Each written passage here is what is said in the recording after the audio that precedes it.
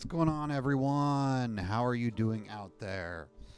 It's me again, Cody. I am here inviting you again to see another episode of the Extra Chunky live show. We hold it once every 2 weeks.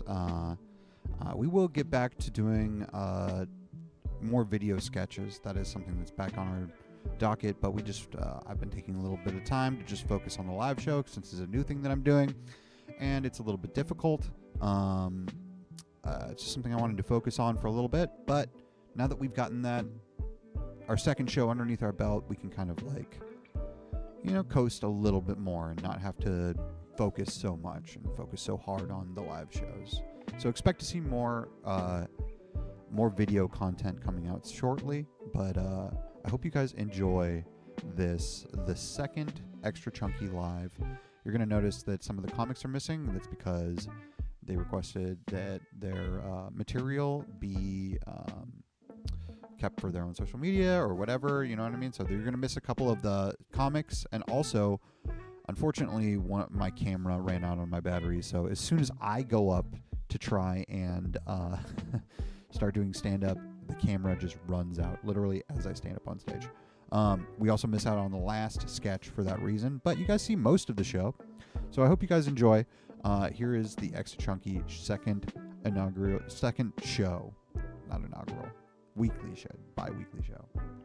Here it is. Bye.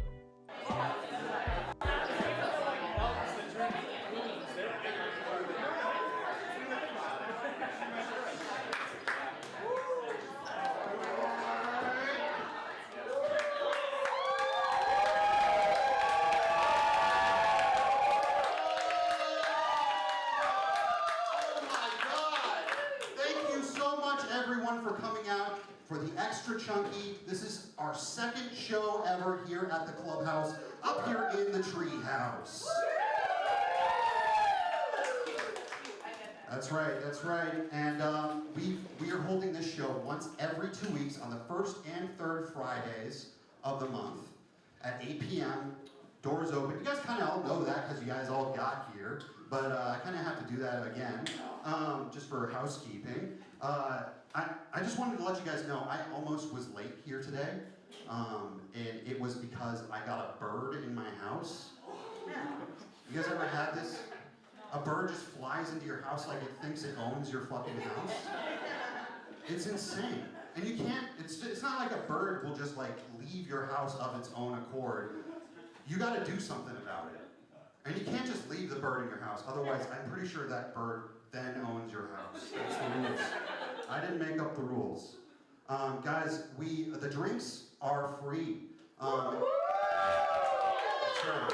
Go ahead and enjoy them. Just eat them here eat them here. When you're finished, eat your cans. Is that so much to ask? When you're finished, please throw away your trash. Please drink them on the premises here. If you take them off premises, that's a big no-no. So please don't do that, okay? We do accept donations, as tickets are free. Everything's free. So, and it's going to stay that freaking way. So, that's right. Before we continue, I just want to make sure nobody has a bird in here, right? Okay, good. You didn't bring a bird, did you? Okay, cool. No birds. Okay, cool. Just checking that nobody brought a bird, because it would really ruin my show. Did you? Keep that thing under wraps, all right? Okay. You're giving me PTSD. All right. Thank you so much. Okay, guys, we're going to start the show. There's a lot of good sketch comedy and stand-up comedy coming your way. So here we go. Let's make it loud for the first sketch of the night.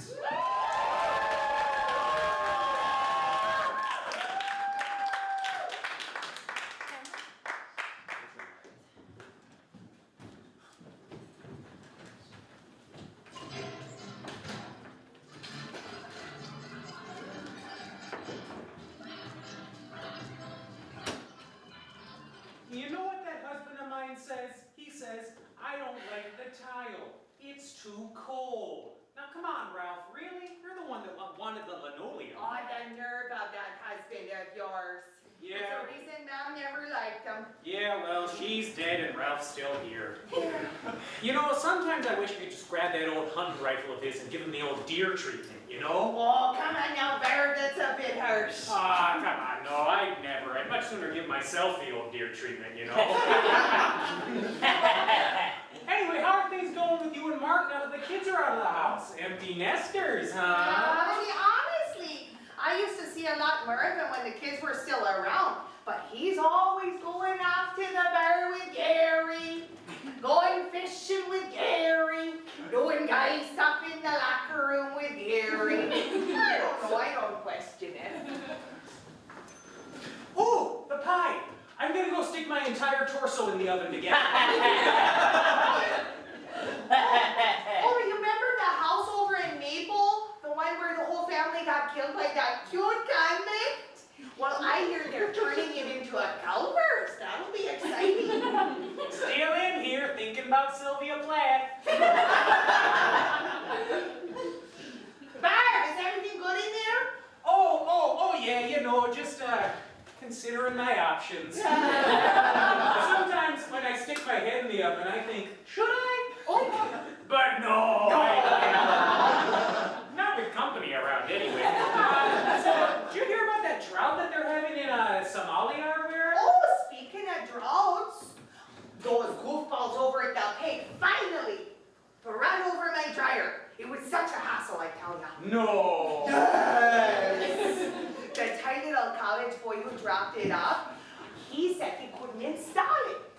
So I had to bring the thing all the way downstairs by myself, and those things are heavy. Why didn't Mark help you out? Well, you know, he was off exploring with Gary, or exploring Gary. You know how he mumbles. He's a mumbler. Oh, shh. Oh, Christ on Christmas, I cut my finger. Oh, What's that knife? Stab myself in the throat with you. But there are family around. no. Oh, come on, Butterfingers. You don't want to end up like old Scarface, who got all cut up in that knife-wielding cult attack in the 70s. That's true, I know. You know, I can't believe it's been an entire year since Mom died. 1 whole year. She died today. I'll never not forget what her last words were before she left this mortal coil.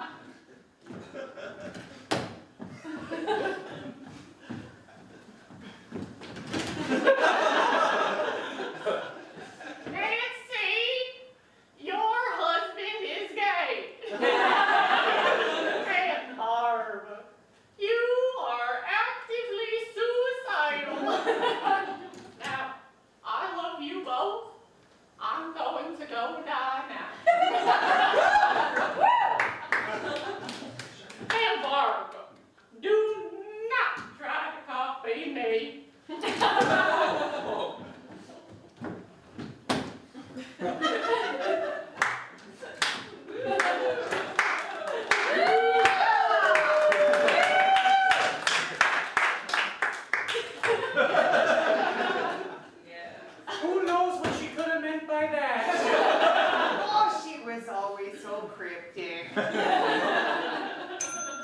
Oh, time to deep fry the turkey. Do you think I can fit my entire body in the deep fryer? Mom did.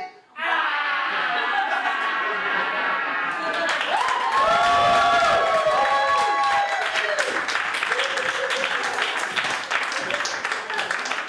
now.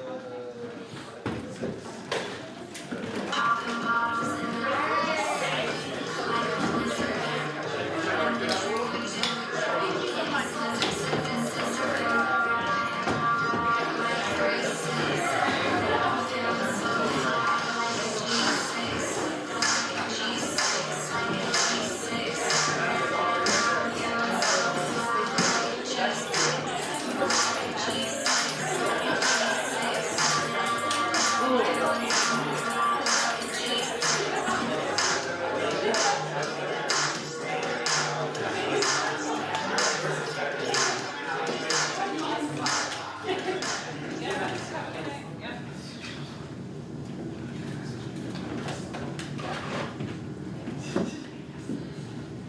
Excuse me, sorry. You're seated in the emergency exit row. Are you prepared to assist others in the event of an emergency? Yeah, sure. Sounds good.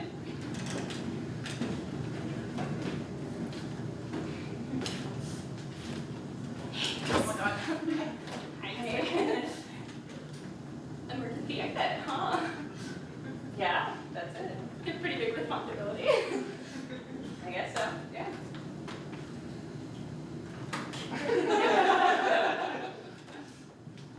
Ding. That woman. Hi. Excuse me again. A passenger on the flight asked me to double check that you are prepared to assist in an emergency. Yes, I can assist in an emergency, okay? Great. Okay. Sorry for the interruption. Yeah.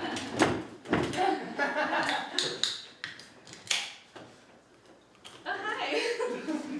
Hey, what's your deal? Chronic loneliness brought on by the death of an early childhood friend. What? What? No, I mean, did you tell on me to the flight attendant? Flight attendant, yes. Why? Just thought your response seemed a little lackluster, so I thought I should double check. Okay, queen. Mind your own business. Sure. Just going to make sure you're prepared in case of an emergency. Unbelievable. What now? Not prepared in case of an emergency? That's not what someone said when they're prepared in case of an emergency. Okay. Pardon, could you guys keep it down? My baby's trying to sleep. You better kiss her baby ass goodbye because we're fucking toast.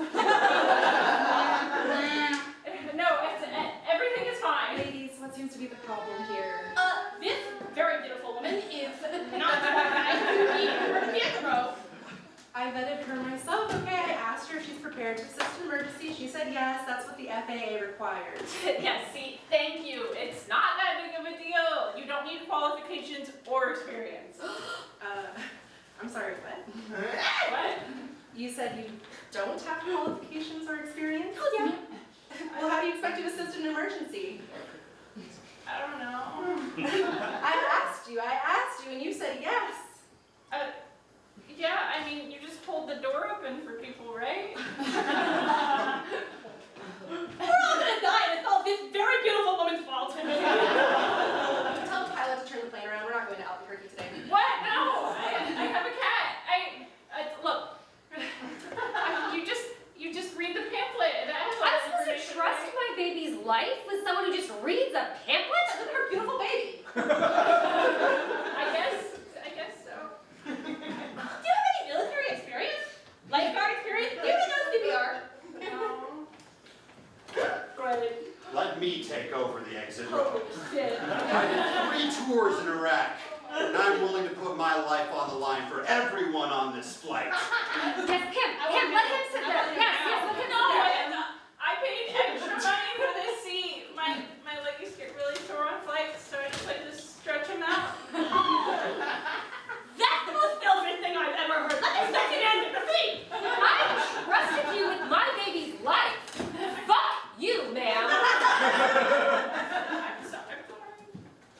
Is there a cop on this flight? Yeah, I really want a cop to go. It turns out I'm a cop.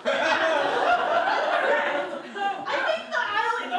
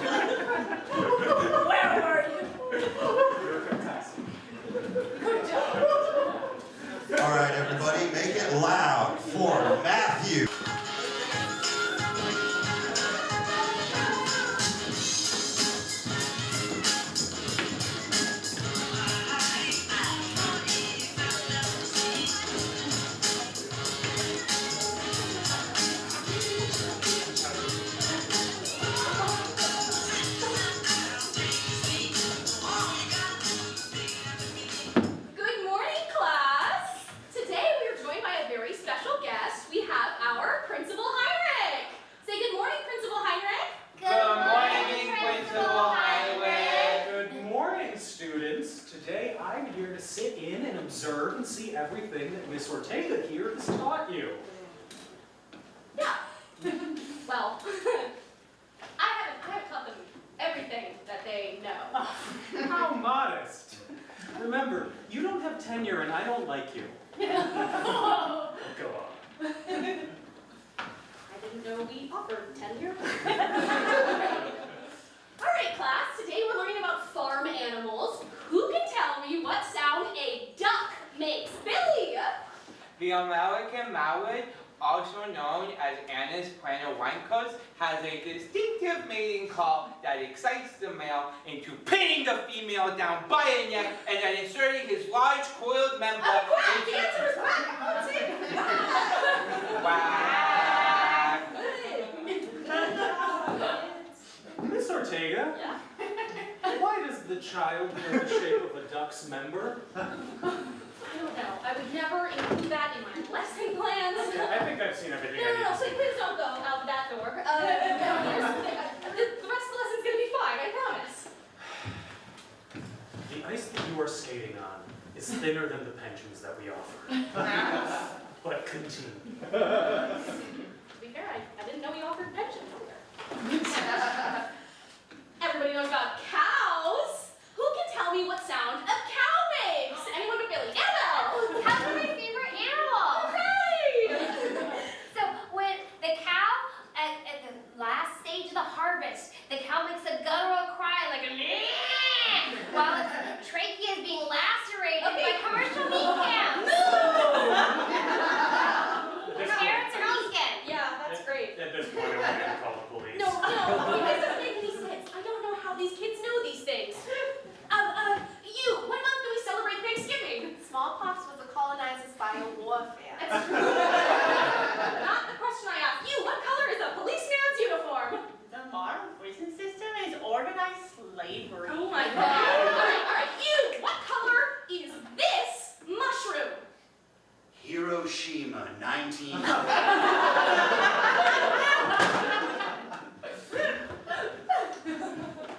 This is a polar bear. Does everybody see a polar bear?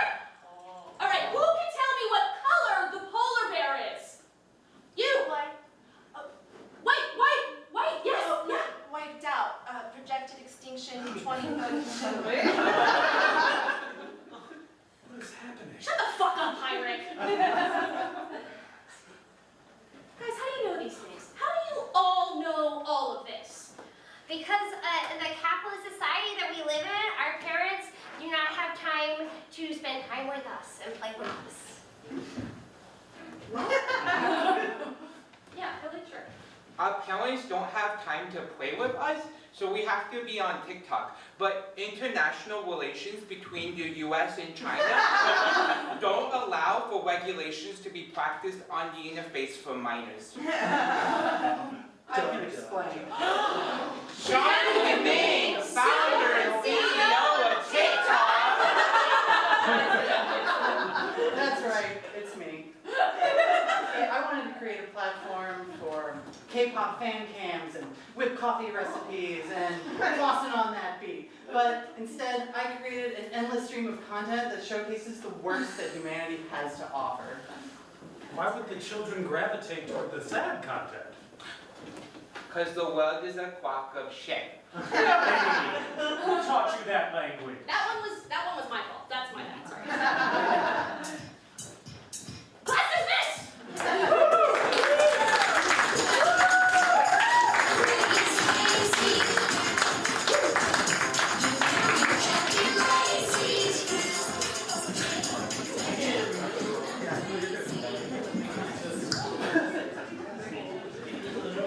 All right, folks, we have the great, the hilarious. If he's ready, let's see.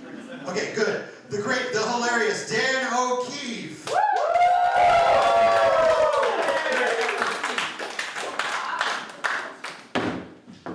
Thank you all for coming. Thank you all for coming to another lecture and great moments in baseball history. Based on the look of this crowd, You are all very interested in baseball. If you came to last week's show, I do need to apologize for how off topic I got. However, I will not apologize for the threats that I made towards the Dutch.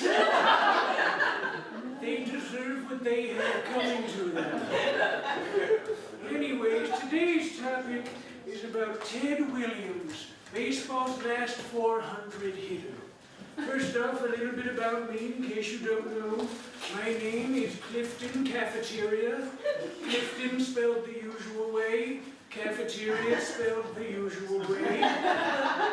Why am I qualified to talk about this topic? I spent 14 years of my life in professional baseball, so I do know a little bit about it. Now, Ted Williams, he played for the Boston Red. I'm sorry, I need to correct one thing that I said there. When I said I spent 14 years in professional baseball, you're all probably thinking, oh, the major leagues. Major League Baseball, that's not where I was. I was in very low single A baseball. I spent 14 years with the Dallas Bagmen. 1 year as a backup bullpen catcher. And then when they realized I could not catch on account of my hands, I spent 13 years as their designated hot dog man. Now, Ted Williams. He played for the Red... I'm sorry, I need to correct something again. I don't think you understand how big of a job the designated hot dog man was in these single A affiliates back when I was there. This was just after the Korean War. So the government had a large surplus of hot dogs. And these were those limp little... What are these called today? Bar-S classic bun-length Franks.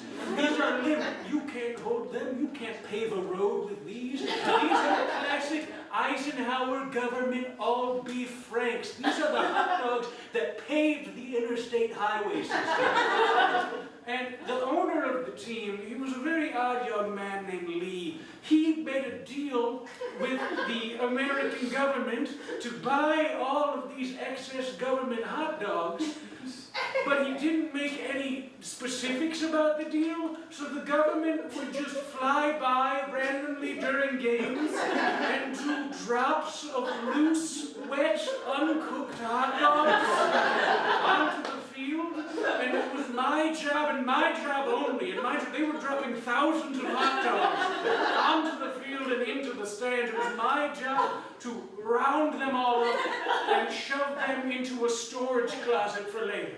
So anyway, that's what the hot dog man did in those days. So, Ted Williams is really interesting because from 1942 to I'm sorry, I need to do something more. I don't think you understand how difficult it was to round up all of those hot dogs and shove them into a storage closet. Because Lee, I said he was a very strange man. He didn't believe in shelves. So it was just an open room for the storage closet. And these hot dogs, like I said, they're firm, they're thick. You can't hold more than 3 or 4 in your hands without them popping out and hitting someone in the face.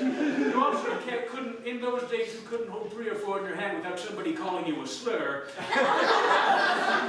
I would have to be shucking these hot dogs into a bucket that I carried, that I was not paid back for, and I would take those hot dogs, throw them into the closet in order to shove it around so it would be Mount Hot Dog avalanching onto me, which my grandson tells me is a thing that kids like to do these days. I don't understand the internet.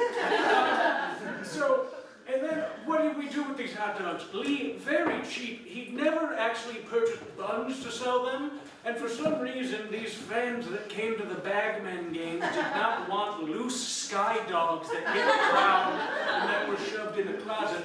So what Lee did, what he tried to do, and I emphasize try because this was not something that succeeded, was he tried to make hot dogs a thing that you smoked like a stogie, you know, like a cigar, like a gentleman sort of thing. So he would take these hot dogs, and these were Oscar Mayer wieners. He would take these hot dogs, cut the end off, try and light it. A regular lighter wouldn't work. You would need to use a butane torch. So he would take it, he would light it up, and he would try to sell them. He sold them as Oscar Mayer steamers, which my son tells me is a sexual act these days. But I don't understand it. Anyway, I'm just checking the time, and I need to go to my kidney dialysis. So I hope you enjoyed learning about Ted Williams. Come back next week for another very focused installment on great moments in baseball history. Thank you.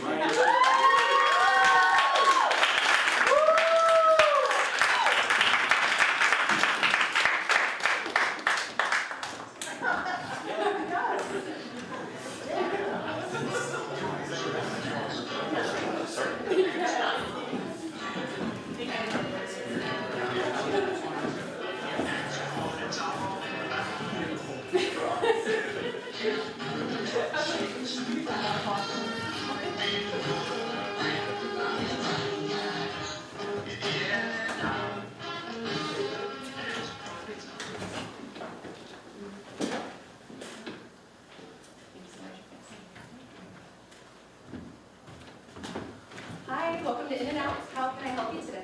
Hi, yeah, I'll have a hamburger, vanilla shake, and a, I can't remember, someone told me about these fries you guys have. Oh, you want one fried? Yeah, but like, there's something different about it, like it's special. Oh, our menu's very simple. Right, it's not on the menu, it's like a, someone said it's like a secret menu. What did you just say? Yeah, big secret. I thought maybe you could just tell me about it just this once. I have no idea what you're talking about. Look, I don't know what kind of sickle game you're trying to play, but you need to leave, and now. What do you mean? No one, and I mean no one, is supposed to know about that menu, okay? It's a secret. Yes. Reserved for the President of the United States, the Dalai Lama, and Jesus Christ herself. Hey there, sorry about that, ma'am. We got a new employee here. She's being trained. I can help you out. Okay, thank you. Yeah, I was just trying to order something off the secret menu.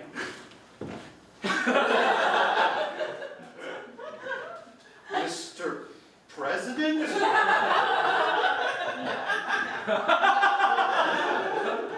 Your Holiness! Again, no. Oh, God. Absolutely not. Yeah, I'm just a hungry lady. I didn't tell her anything. I knew this day was coming. I just hoped it wasn't so soon. Who told you? I thought it was like an open secret. Like, I just moved to the West Coast recently, and it's like, no one will stop telling me. So the secret's out. It must have been an inside job. Which one of you was it? Come forward! It was I! I was told of the secret menu, but please, you gotta forgive me. What is happening? It's far too late for that now. Deactivate it!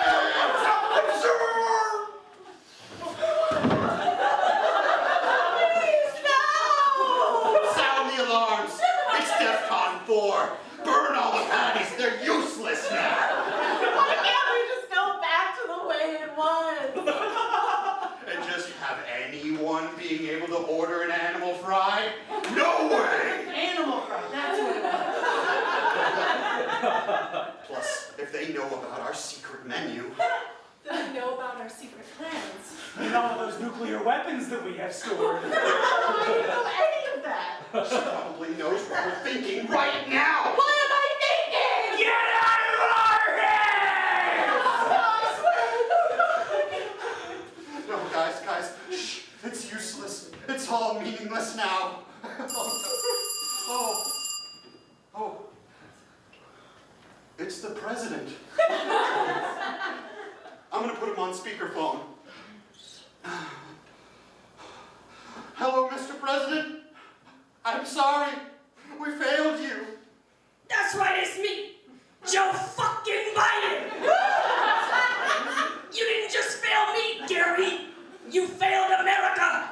God is real and he's pissed. The sacred covenant of the secret menu has been broken. The apocalypse has begun. So, good fucking job on that one. Here. Oh. Guys, it's the Dalai Lama. I'm not even going to answer it. Yeah, those are cyanide pills, so yeah, let's just down the hatch.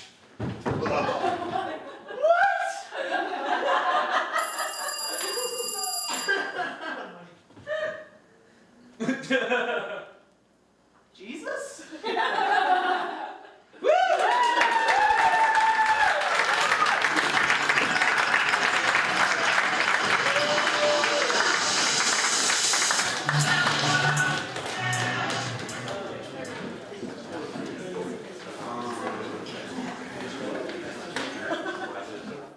All right, everybody. So that was as much of the show as that we were able to capture. Unfortunately, the battery did go out on the camera. I had set up an external battery, but it was not functioning. So thank you for watching. Again, we'll have another one of these out in 2 weeks. If you're in Los Angeles, come see the show. We've got the live show at the Clubhouse, and it's at 8 p.m. on the first and third Fridays of every month. So hope to see you there. See you later. Bye-bye.